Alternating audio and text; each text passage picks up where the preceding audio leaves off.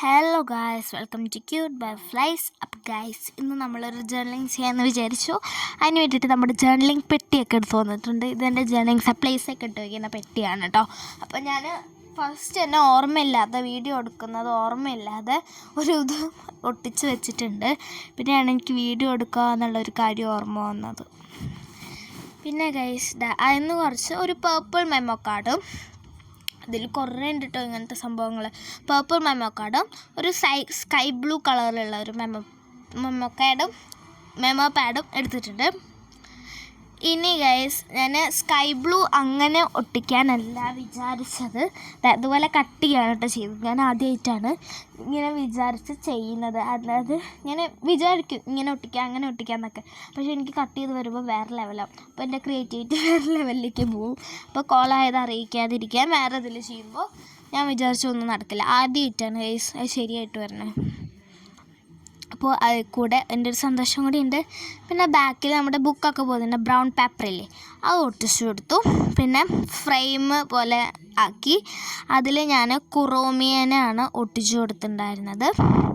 കുറോമീനെ ഒട്ടിച്ചു. ആൻഡ് തൊട്ടിപ്പുറത്ത് ഞാനൊരു ഡോഗീനെയാണ് വെച്ചത്. ഇത് 2 ക്യാരക്ടേഴ്സാണ് കേട്ടോ ഗൈസ്. ഞാൻ ഈ യൂട്യൂബ് ചാനൽ തുടങ്ങുന്നതിൻ്റെ മുമ്പ് എനിക്ക് ഈ ക്യാരക്ടേഴ്സിനൊക്കെ അറിയായിരുന്നു. മുമ്പെന്ന് മീൻസ് ഒരു മാസമൊക്കെ മുമ്പേ. പിന്നെ കുറോമിയുടെ താഴെ നല്ല ഡിസൈനിൽ ബ്ലാക്ക് കളറിൽ കുറോമി എന്നൊക്കെ ഇട്ട് വെച്ചിട്ടുണ്ട്. പിന്നെ ഡോഗീൻ്റെ താഴെ ക്യൂട്ട് ഡോഗി എന്നാണ് എഴുതി വെച്ചത്. ആ ഡോഗി എന്ന് എഴുതുന്നതായിട്ട് കൊള്ളുന്നുണ്ടായിരുന്നില്ല കേട്ടോ ഫ്രെയിമിൽ. അപ്പം ഞാൻ എങ്ങനെയെങ്കിലൊക്കെ അഡ്ജസ്റ്റ് ചെയ്ത് വെച്ച്. അല്ല, ജേർണലിംഗ് എന്ന് പറയുന്നത് ഏകദേശം ഒരു കൊളാഷ് പോലെയാണല്ലോ, അപ്പോൾ അതവിടെ ഇരിക്കട്ടെ എന്ന് വിചാരിച്ചു. ഞാൻ പിന്നെ കട്ട് ചെയ്യാനൊന്നും പോയില്ല.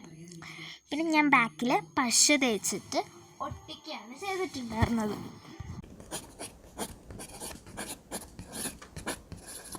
അങ്ങനെ അതും നമ്മുടെ ബുക്കിലോട്ടാണ്ട് ഒട്ടിച്ച് പേസ്റ്റ് ചെയ്ത് വെച്ചിട്ടുണ്ട് കേട്ടോ.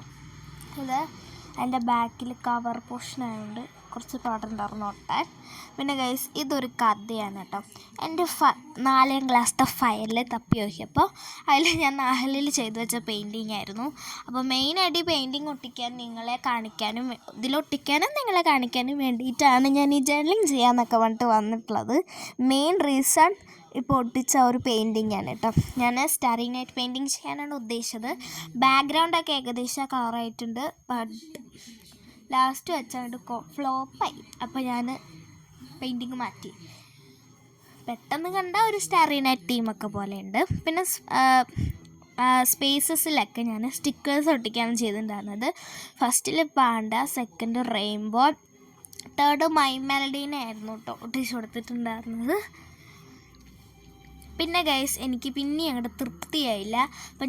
അപ്പോൾ മറ്റേ മെമ്മോ പാഡ് എടുത്ത് വെച്ചത് ഓർമ്മ വന്നു കേട്ടോ. അപ്പോൾ ഞാൻ പിന്നെ അതും കൂടി വെട്ടിക്കൂട്ടി കട്ട് ചെയ്തിട്ട് ഒട്ടിക്കാൻ വിചാരിച്ചു. അതിൽ ഫസ്റ്റ് ഒരു ഹെഡിങ് ഉണ്ടല്ലോ, അതാണ് ഞാൻ കട്ട് ചെയ്തിട്ട് ഒട്ടിച്ചായിരുന്നത്. പിന്നെ അത് മുകളിൽ വെക്കാമെന്ന് തോന്നി. പിന്നെ അവിടെ ആ സ്പേസിൽ എന്തെങ്കിലും ഫില്ല് ചെയ്യണ്ടേ. അപ്പോൾ സ്റ്റിക്കേഴ്സ് ഒട്ടിക്കാമെന്നാണ് വിചാരിച്ചത്, പക്ഷെ വൃത്തികേടല്ലേ. അപ്പോൾ ഞാൻ അതിൻ്റെ അടിയത്തെ സാധനം കൂടി എടുത്തിട്ട് അങ്ങോട്ട് ഒട്ടിച്ച് കൊടുക്കുകയാണ് ചെയ്തത്.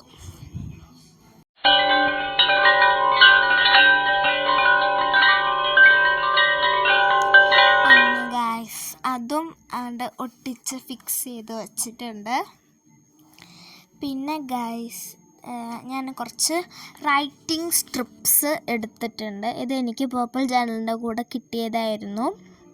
അപ്പോൾ അതിൽ ഒരു ഷീറ്റ് ഉണ്ടായിരുന്നു, അത് കുറച്ച് ഉണ്ടായിരുന്നുള്ളൂ. അത് ഞാൻ ബാക്കി കുറേ ഒട്ടിച്ച് കഴിഞ്ഞു. അപ്പോൾ ബാക്കി വന്ന 2 സ്ട്രിപ്സ് ആയിരുന്നു. ആ സ്ട്രിപ്സ് കൂടി ഒട്ടിക്കാൻ വിചാരിച്ച് വെറുതെ ഇതിനെ എടുത്ത് വെച്ചിട്ട് അപ്പോൾ ഇവിടെ ഒന്നും ഒട്ടിക്കാൻ സ്പേസ് ഇല്ല. അപ്പോൾ ഞാൻ വൈറ്റല്ലേ കാണൂല, അപ്പോൾ ഞാൻ ആ ഫോട്ടോയിലാണ് ഒട്ടിച്ചത്. അതുകൊണ്ട് നല്ല അട്രാക്ഷൻ ഉണ്ടായിരുന്നു. അപ്പോൾ എൻ്റെ ചാനൽ ഇഷ്ടപ്പെട്ടാൽ ലൈക്ക് ചെയ്യുക, സബ്സ്ക്രൈബ് ചെയ്യുക, ഷെയർ ചെയ്യുക, കമൻറ്റ് ചെയ്യുക, എല്ലാം ചെയ്യുക. ബൈ.